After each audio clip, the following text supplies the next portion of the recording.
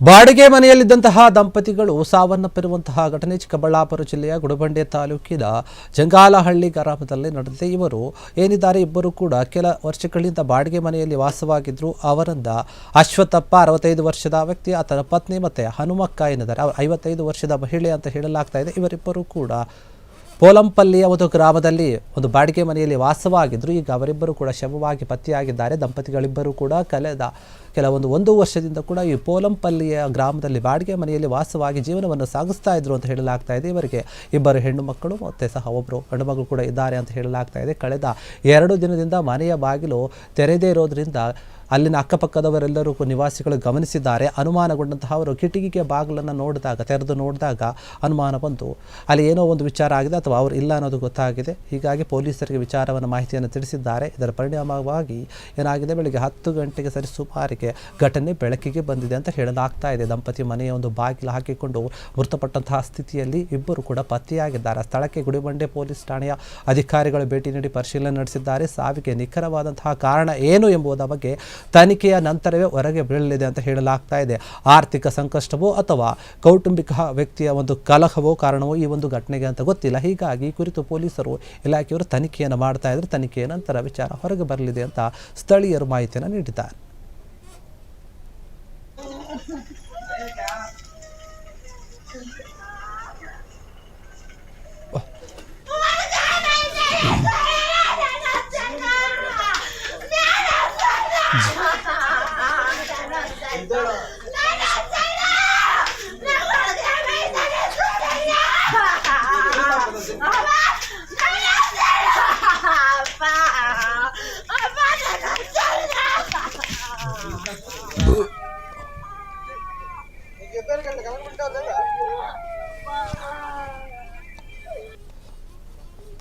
ಇಲ್ಲಿದ್ದಾರೆ ಮೇಡಮ್.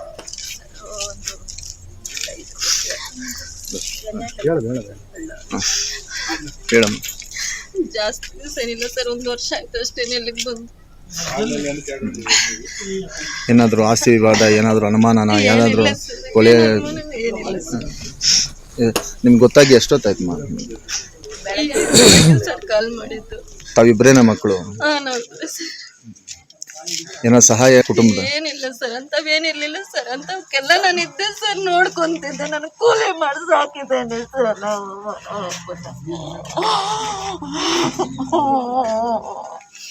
ನಿಮ್ಗೇನು ಅನುಮಾನ ಏನಿದೆಯಾ?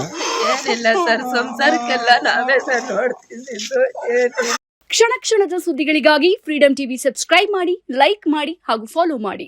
ಹೊಸ ಸುದ್ದಿಗಳ ನೋಟಿಫಿಕೇಶನ್ಗಾಗಿ ಬೆಲ್ ಐಕಾನ್ ಮೇಲೆ ಕ್ಲಿಕ್ ಮಾಡಿ.